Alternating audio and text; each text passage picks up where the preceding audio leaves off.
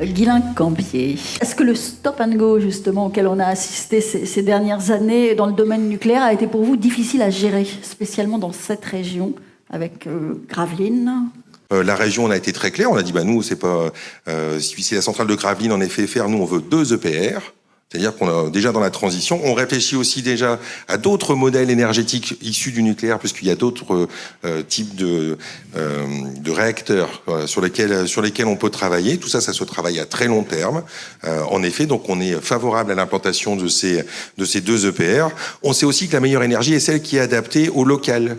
On sait que vous parliez tout à l'heure de territoires ruraux. Les territoires ruraux vont être ceux qui vont accueillir justement les sources d'énergie. Lorsqu'on parle de méthanisation, de solaire, lorsque on va venir travailler sur l'hydrogène, etc. Ça veut dire que ce sont les territoires ruraux qui vont porter la transition, en particulier au bénéfice des territoires urbains, mais c'est eux qui vont être impactés directement dans l'aménagement du territoire. Vous êtes en pleine reconversion du point de vue de vos schémas régionaux avec le bassin minier. Hier, archipel noir qui va devenir un archipel vert. Vous pouvez nous dire comment ça va se passer ?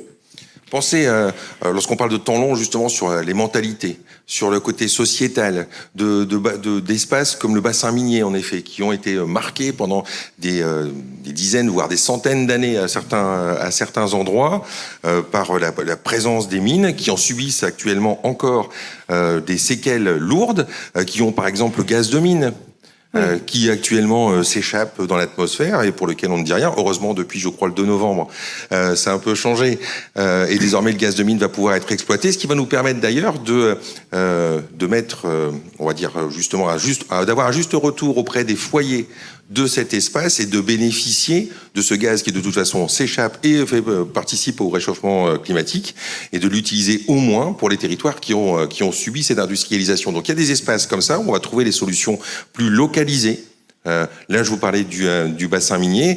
On pourrait parler de la même chose lorsqu'on est dans l'Avesnois ou dans la Thiérache, dans des territoires beaucoup plus ruraux. Je parlais de la méthanisation, par exemple, ou du photovoltaïque, ou qui ont porté, on l'a vu, dans nos territoires, l'éolien. Est-ce que ces territoires-là doivent subir uniquement cette pression alors qu'ils n'en consomment, on va dire, qu'une partie bien restreinte? Vous voyez que tout ça, on est bien sur les grandes politiques d'aménagement pour lesquelles on a des choix bien arrêtés ici dans la région Hauts-de-France. Merci.